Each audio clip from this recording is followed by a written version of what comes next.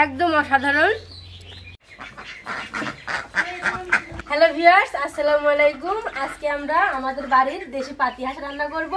তো চলেন আজকে আমরা হাঁসটা ধরি। হাঁস ধরা আমার শেষ। কিরকম লাগতেছে হাঁসটা? একদম ভারী হয়ে গেছে, কিন্তু 1 কেজির মতো মাংস হয়ে যাবে। তার বেশি হবে, তার বেশি হবে। হ্যাঁ, এবং হাঁসটা কিন্তু একদম পাকা পোক্ত হয়ে গেছে, মাংসটা অনেক মিষ্টিও হবে। হাঁসটা এখন আমি পরিষ্কার করে নেব, তারপর চলে যাবো রান্নার কাজে। দেখুন হাঁসটা আমি সুন্দরভাবে পরিষ্কার করে নিয়েছি। একদম একটা খুঁটিও কিন্তু হাঁসের গায়ে নেই, সাদা ধবধবে পরিষ্কার হয়ে গেছে। রান্না বান্নার আগে একটু চুলার পাটা লেপ দিয়ে নিচ্ছি, কারণ চুলার পাটা একদম অপরিষ্কার হয়ে গিয়েছিল। চুলার পার মুখ পরিষ্কার থাকলে মনটাও কিন্তু পরিষ্কার থাকে এবং রান্না বান্না করতে মনোযোগী হওয়া যায়।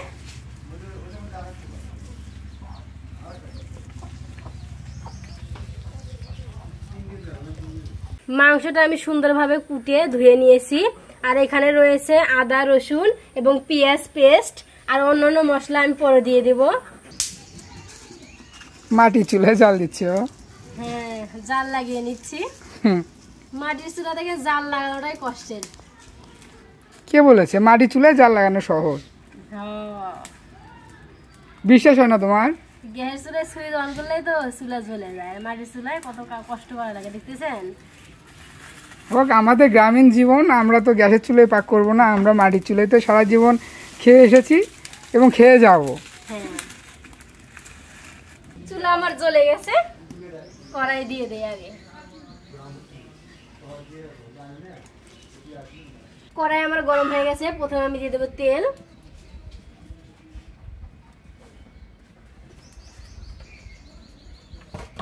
তারপরে দিয়ে দেবো কালো এলাচ, সাদা এলাচ,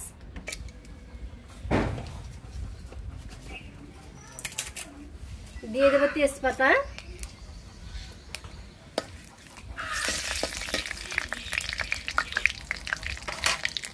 এখানে রয়েছে আদা রসুন এবং পেঁয়াজ পেস্ট, এগুলো আমি দিয়ে দেবো।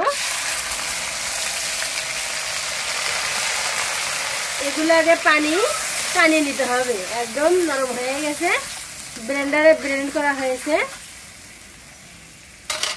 একদম মিহি হয়ে যায়, তাই না? হ্যাঁ। হাতে যখন আমাদের দাদিরা পিসতো, বাটনাতে করে পিসতো, তারপরে পিসনিতে করে পিসতো, সব দিনকাল আস্তে আস্তে সরে যাচ্ছিল, জানো? হ্যাঁ। আমাদের আবার নাতিপুতিরা দেখবে এই ব্লেন্ডার না, আবার আপডেট কিছু আসবে তাদের জন্য। অবশ্যই।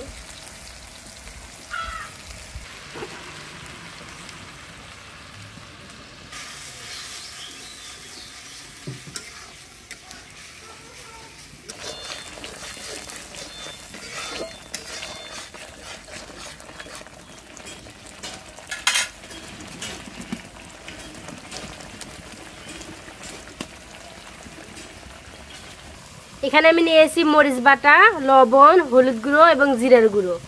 তো এগুলো আমি পানি দিয়ে মিক্স করে নিব।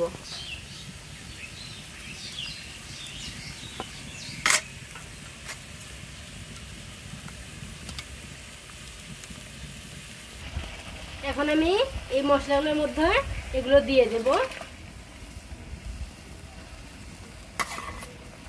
সব কিছু মশলা এখন একসঙ্গে কষিয়ে নেব, তারপর আমি মাংসগুলো দিয়ে দেব।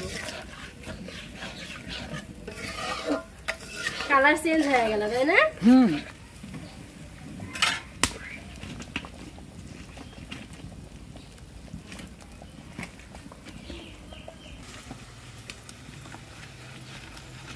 মশলা কষানো আমার শেষ, মশলা থেকে তেল উঠে এসেছে। এখন আমি হাঁসের মাংসগুলো মশলার মধ্যে দিয়ে দেবো।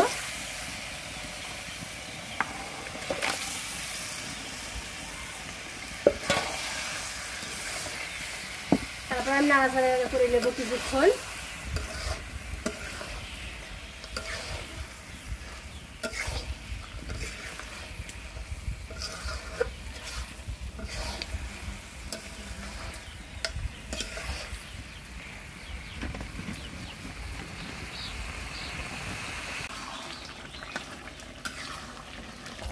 কালারটা দেখতে যা হয়েছে না সুমি, কষাইতে, হ্যাঁ কষাইতেই যে সুন্দর কালারটা আসছে, মানে তেল হয়ে গেছিল তো হাঁসটাতে, সেই জন্য। তো দেশি পাতি হাঁস আমাদের বাড়ির একদম বাড়ির পাতি হাঁসের স্বাদটা অন্যরকম। বাজার থেকে যে হাঁসগুলো আনা হয় ওগুলো কিন্তু অনেক সময় ফার্মের হাঁস থাকে, আর ফার্মের জিনিস বেশি একটা মজা লাগে না কিন্তু। আর এগুলো বাড়িতে পালা হয়, ভাত ধান এগুলো খাই কিন্তু বড় হয়, প্রাকৃতিক খাদ্য বেশি খায় এরা। হ্যাঁ।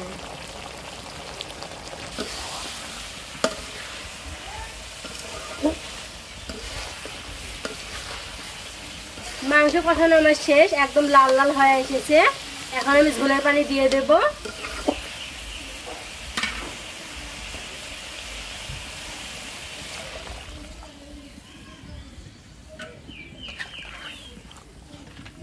তো এতটুকু ঝোলেতে আমার হয়ে যাবে। এখন আমি ঢাকনা দিয়ে ঢেকে দেবো।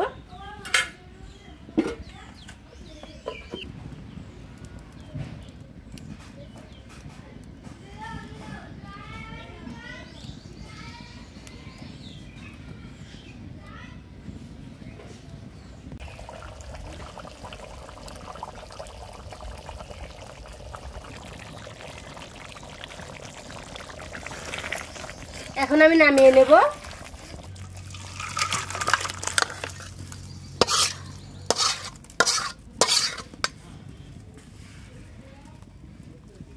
অনেকক্ষণ থেকে রান্না করছি, এখন টেস্ট করে দেখি কেমন হয়েছে।